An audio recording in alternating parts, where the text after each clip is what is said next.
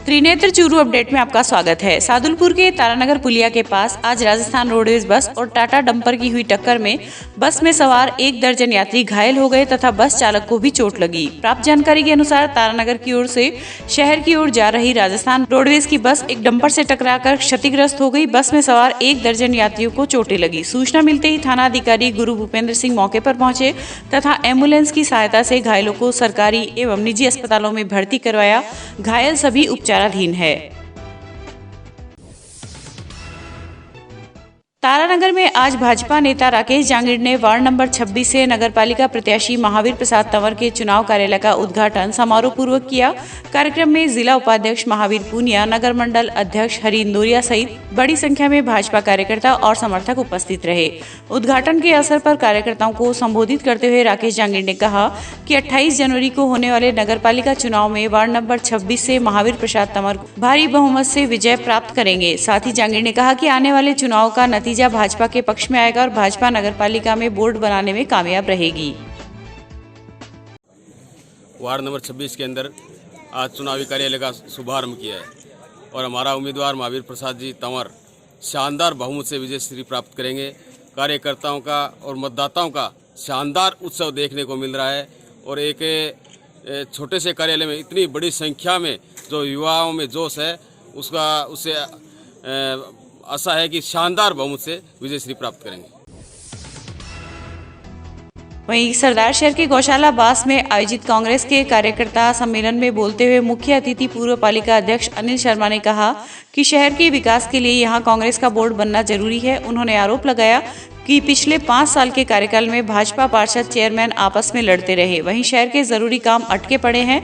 अतः इस चुनाव में सभी जागरूक नागरिकों को बढ़ चढ़कर कांग्रेस को विजयी बनाना होगा। सम्मेलन की अध्यक्षता वरिष्ठ कांग्रेसी नेता महावीर प्रसाद जोशी ने की। इस मौके पर नेता प्रतिपक्ष राजकरण चौधरी, नगरपालिका के पूर्व उपाध्यक्ष राजकुमार पारिक ने सम्मेलन का संचालन किया। इस वार्ड में गिनानी की बहुत बड़ी समस्या है। आवागमन की लोगों की बाधा रहती है और पिछले काफ़ी समय से लोगों को ये आश्वासन मिलते रहे हैं, लेकिन इस संदर्भ में काम नहीं हुआ है और अब लोगों के उत्साह को और शहर के उत्साह को देखते हुए लग रहा है निश्चित रूप से सरदार शहर में बोर्ड कांग्रेस पार्टी का बनेगा और इस वार्ड से भी हमारे कांग्रेस प्रत्याशी विजयी होंगे। तो सबसे पहले हम इस वार्ड की जो निकासी का है, गिनानी का, प्राथमिकता से इसका कार्य करेंगे। देखिए, जिस वक्त हम आए थे ईओ को साथ लेके और वार्डवासियों के साथ हमने मौका देखा, जस्ट उसी वक्त आपसे वादा करने के बाद मीडिया के सामने हमने वादा किया था, तो उसके तुरंत बाद हमारे विधायक महोदय से परामर्श करके हमने इस नाले की निविदा निकाली जो 42 लाख रुपए की स्वीकृत है और सिर्फ नगरपालिका के शपथ लेने की ज़रूरत है। शपथ लेते ही इस काम में ठेकेदार तय और उस ठेकेदार से काम शुरू करवा दिया जाएगा विदिन 15 डेज। जिला कलेक्टर सांवरमल वर्मा ने आज सुजानगढ़ का दौरा कर नगर निकाय चुनाव की व्यवस्थाओं का जायजा लिया और कोविड वैक्सीनेशन को लेकर आवश्यक निर्देश दिए। इस दौरान जिला कलेक्टर ने मतदान दलों की रवानगी स्थल एवं मतगणना स्थल का निरीक्षण किया और व्यवस्थाएं देखी।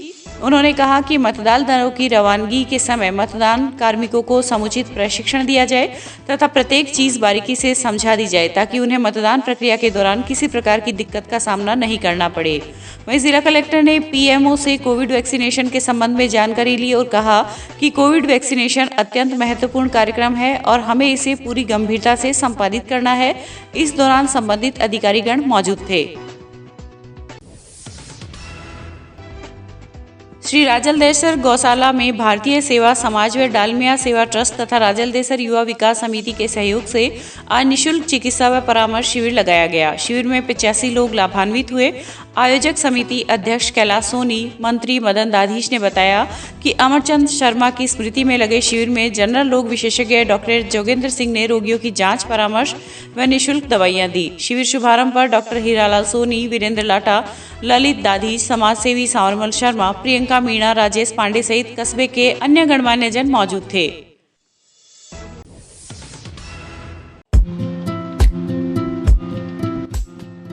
श्री दादू दयाल सैंडस्टोन हमारे यहाँ पर करौली, धौलपुर, बंसी, पहाड़पुर के पत्थरों पर कुशल कारीगरों के द्वारा नक्काशी व खुदाई का कार्य किया जाता है। अगर आपको अपने घर, फार्म हाउस, मंदिर की सजावट हेतु पत्थर की जाली, खूबसूरत फंवारे, सुंदर झरने, झरोखे, गमले, शेर, हाथी, घोड़े, मूर्ति, भव्य चौखट, लैंप, सोफा सेट, छतरी, आकर्षक पिलर बनवाने हो तो संपर्क करें श्री दादू दयाल सैंडस्टोन, टी पॉइंट, सरदार शहर रोड, रतनगढ़। प्रोपराइटर पप्पू राम सैनी, दोसा वाले।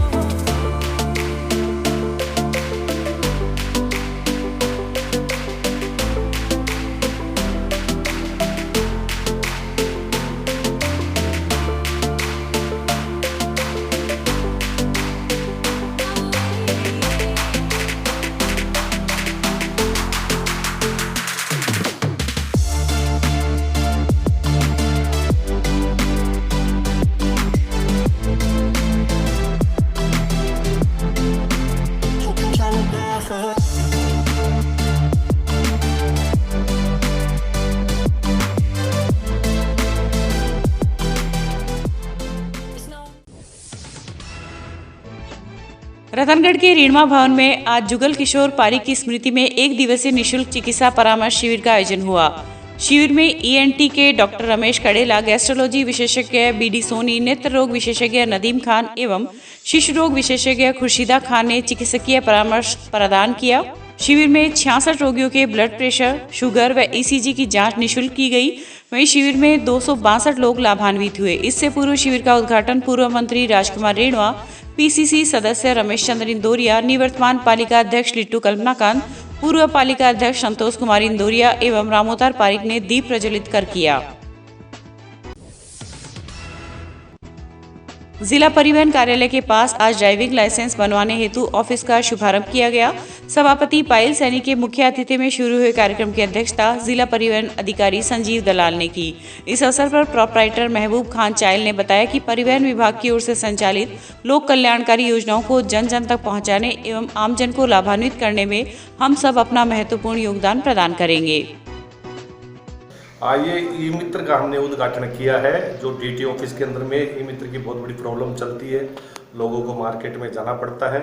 इसके लिए हमने ये ई मित्र खोला है और आज पायल जी, सभापति जी आ रही है हमारे फीता काटने के लिए और ज़्यादा से ज़्यादा हम जनता को सेवा दे सके ताकि जनता को कोई परेशानी ना हो। ADL के नाम से ये ई मित्र है DT ऑफिस के अंदर में। चूरू की गायत्री शक्तिपीठ में आज एक गोष्ठी का आयोजन किया गया, जिसमें हरिद्वार से आए जयसिंह यादव ने कुंभ महापर्व को लेकर चर्चा की।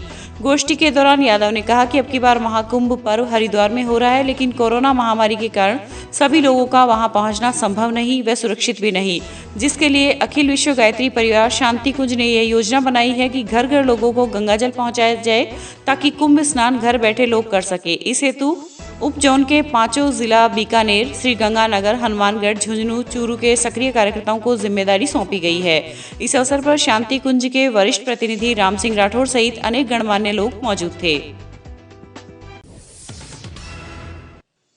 रतनगढ़ में शनिवार को समीक्षा कार्य के दौरान चुनाव में भाग्य आजमाने वाले प्रत्याशियों के नामांकन पत्रों की जांच की गई। जांच के दौरान 341 नामांकन पत्रों में से 228 फार्म सही पाए गए तथा 113 पर्चों को खारिज किया गया। वहीं चुनावी मैदान में अब 204 प्रत्याशी है। भाजपा की ओर से वार्ड नंबर 26 में प्रत्याशी लालचंद मेघवाल व कांग्रेस की ओर से वार्ड नंबर 30 के प्रत्याशी शंकरलाल सैनी के नामांकन पत्र 2 से अधिक संतान होने के कारण खारिज किए गए हैं।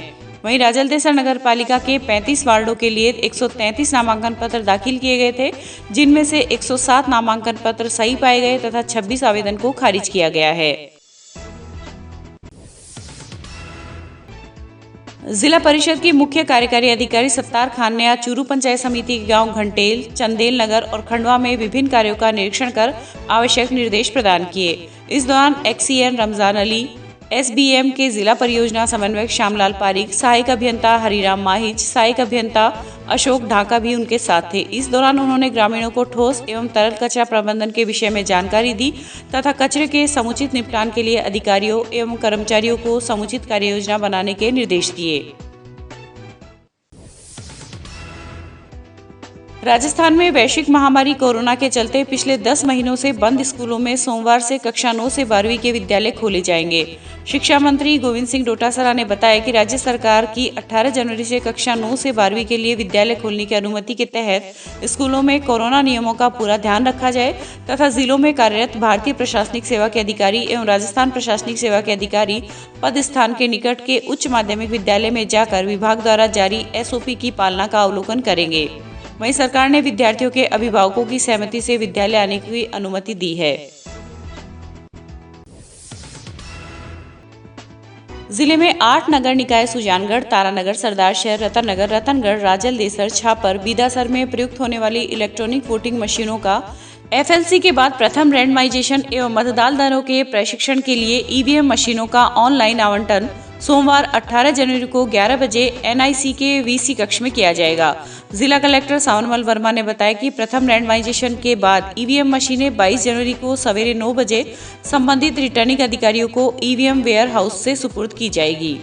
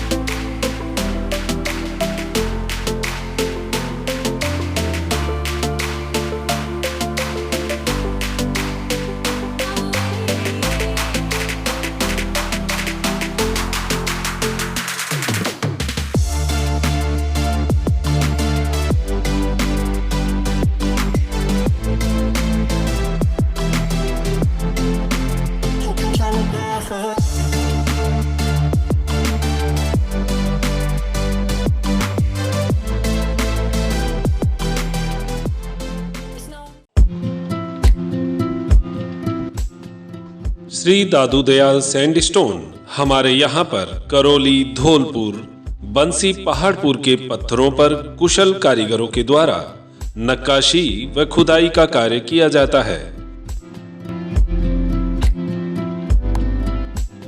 अगर आपको अपने घर, फार्म हाउस, मंदिर की सजावट हेतु पत्थर की जाली, खूबसूरत फंवारे, सुंदर झरने, झरोके, गमले, शेर, हाथी, घोड़े, मूर्ति, भव्य चौखट, लैंप, सोफा सेट, छतरी, आकर्षक पिलर बनवाने हो तो संपर्क करें श्री दादू दयाल सैंडस्टोन, टी पॉइंट, सरदार शहर रोड, रतनगढ़। प्रोपराइटर पप्पू राम सैनी, दोसा वाले।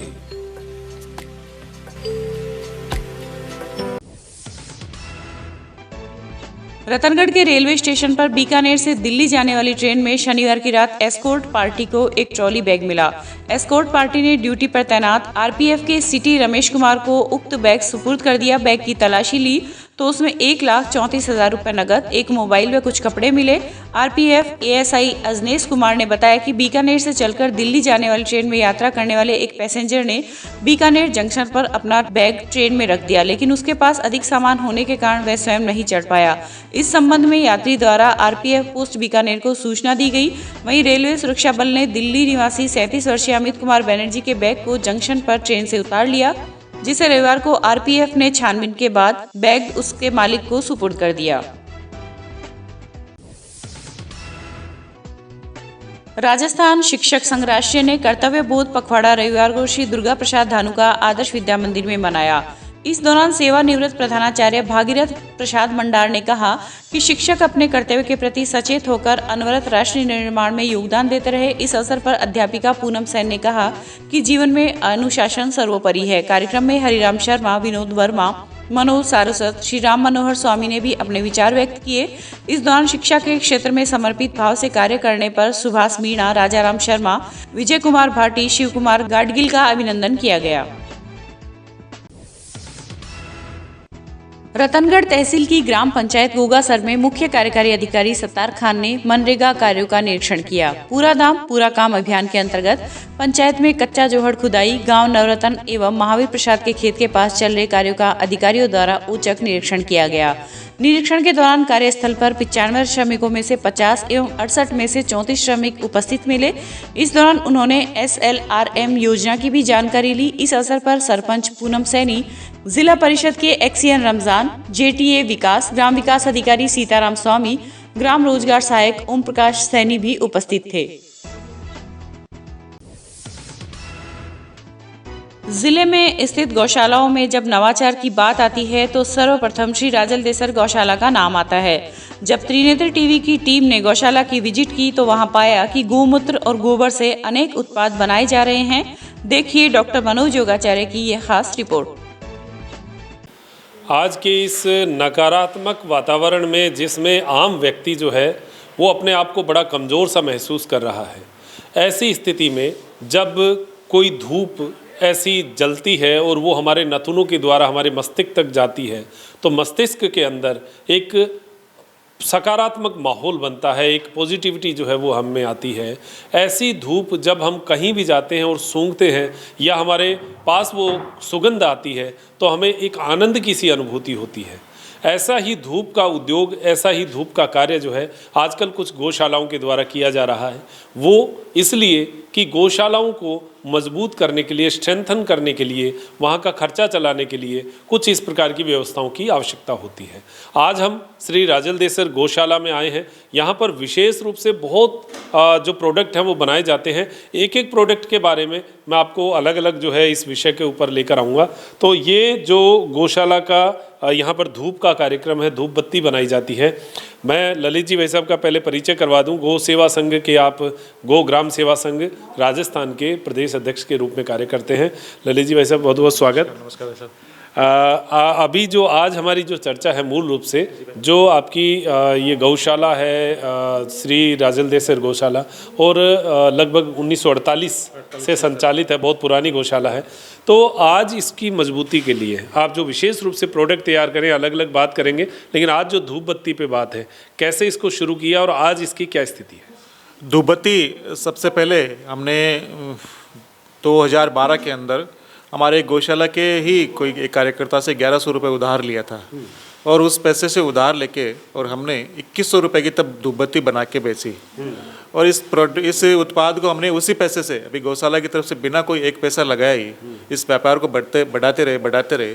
आज 20,000 पैकेट साल के हम धूप बत्ती के बेच पाते हैं। क्या बात है। और क्या नाम से है ये मैं आपको दिखाऊंगा, ये क्या नाम है? ये जय गौ माता धूप बत्ती का नाम है। गोघृत धूप बत्ती है ये। गोघृत। हाँ, इसमें गाय के घी का उपयोग ज़्यादा होता है। जो हवन सामग्री या सुगंधित द्रव्यों के साथ जो वातावरण को सुगंधित बनाते हैं उनके साथ हवन सामग्री का उपयोग करते हुए और गाय के घी के साथ इस धूप बत्ती को तैयार करते हैं जी। अच्छा, विशेष रूप से क्या इसमें सामग्री रहती है जो कि वातावरण को शुद्ध करती है और हमें एक आयुर्वेद की जो परिभाषा के अनुसार हमें शुद्ध हवा देती है? इसमें गोबर की मात्रा तो रहती है। जैसे 1 किलो गोबर के अंदर हम जटामासी 150 ग्राम, नागरमोथा 100 ग्राम, कपूर काचरी 100 ग्राम, सुगंध कोकिला 100 ग्राम, लाल चंदन 175 ग्राम, कपूर 20 ग्राम, सुगंध बाउची 100 ग्राम, छड़ीला 100 ग्राम, मैदा लकड़ी 100 ग्राम और घोघृत 300 ग्राम, चावल गुड़ और हवन सामग्री ये भी मिलाते हैं। चावल गुड़ बाइंडिंग के लिए होता है और हवन के लिए भी उपयोगी होता है। इनकी जो धुआं होता है उससे वातावरण बहुत पवित्र होता है जी। अच्छा, मैं एक बार एक पैकेट को खोल के आप दिखाइए किस साइज़ का होता है और उसको जलाने पर जो है खुशबू है वो तो आप वीडियो में नहीं बता पाएंगे, लेकिन गौशालाओं को मजबूती देने के लिए ऐसे कुछ नवाचार जो हैं वो होने चाहिए। धूप बत्ती है, ये धूप बत्ती है और इसको बस सीधा आप जलाना ही है और इसमें किसी प्रकार का कोई केमिकल नहीं मिला, कोई केमिकल नहीं है। अच्छा, आप क्या मानते हैं, आप इतने दिनों से काम कर रहे हैं, लोग लेकर जाते हैं, क्या अनुभव बताते हैं और इससे क्या उनको जो है एक अच्छा महसूस होता है? जो एक बार इस धूपबत्ती को यूज़ करता है वो फिर इसे ही यूज़ करता है। इसमें एक हवन का सा वातावरण बनता है। हमारे एक साथी है हैदराबाद के अंदर, उनको हमने एक बार एक पैकेट भेजा था और उनका बहुत बड़ा व्यापार है, तो वो अपने ऑफिस के अंदर 24 जब तक ऑफिस में रहते हैं तब तक धूपबत्ती को जलाए हुए रखते हैं। बोले ये वातावरण में बहुत पॉजिटिविटी आती है इस धूपबत्ती के भाव इसकी वो सुगंध से, और मुझे बहुत अच्छा लगता है। मैं काम करने का मेरा मन करता है इसमें बैठ के।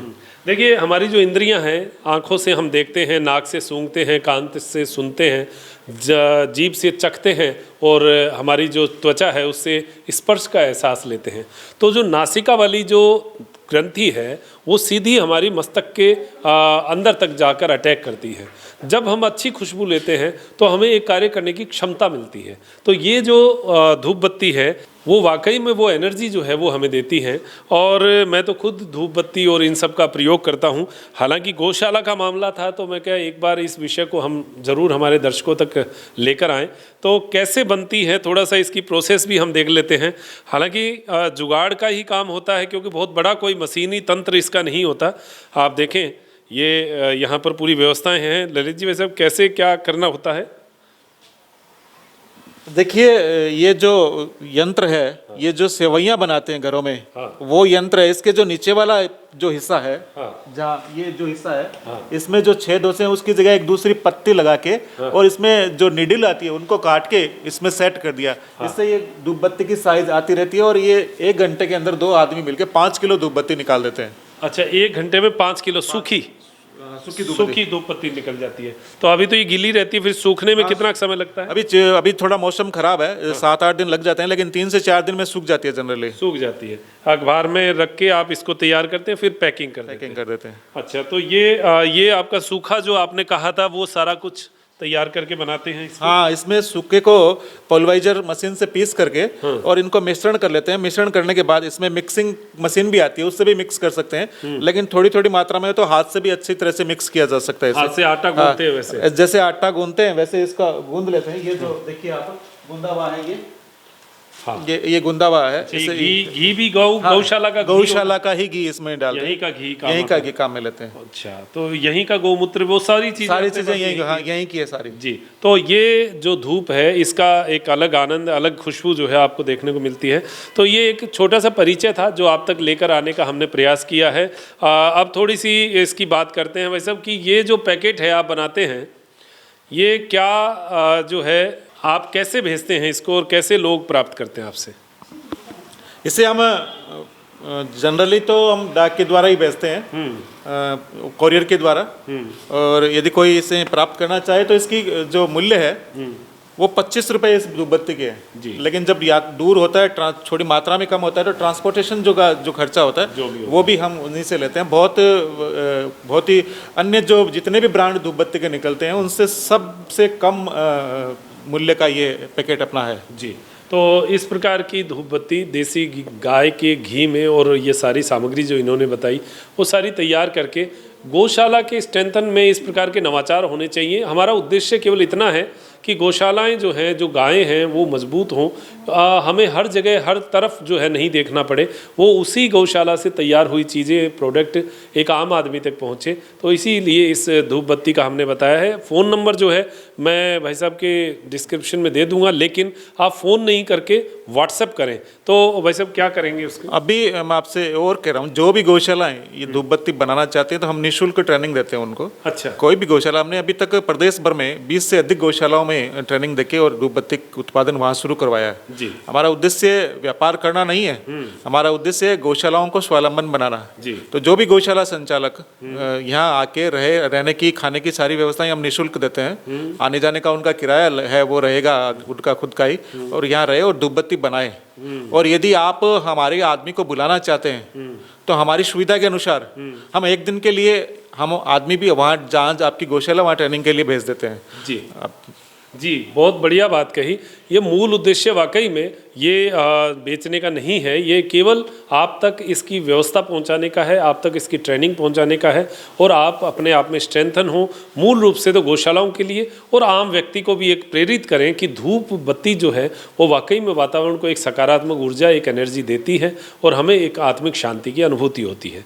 तो भाई साहब, आप बहुत अच्छा कार्य कर रहे हैं और इसी प्रकार गौशालाओं को मजबूत करने में आप प्रयास करते रहें। बहुत बहुत धन्यवाद आपका। जी भाई साहब, बहुत बहुत धन्यवाद आपका। तो अब दीजिए इजाज़त मुझे, डॉक्टर मनोज योगाचार्य को, मेरे साथी नरेश जी शर्मा के साथ त्रिनेत्र टीवी के लिए नमस्कार।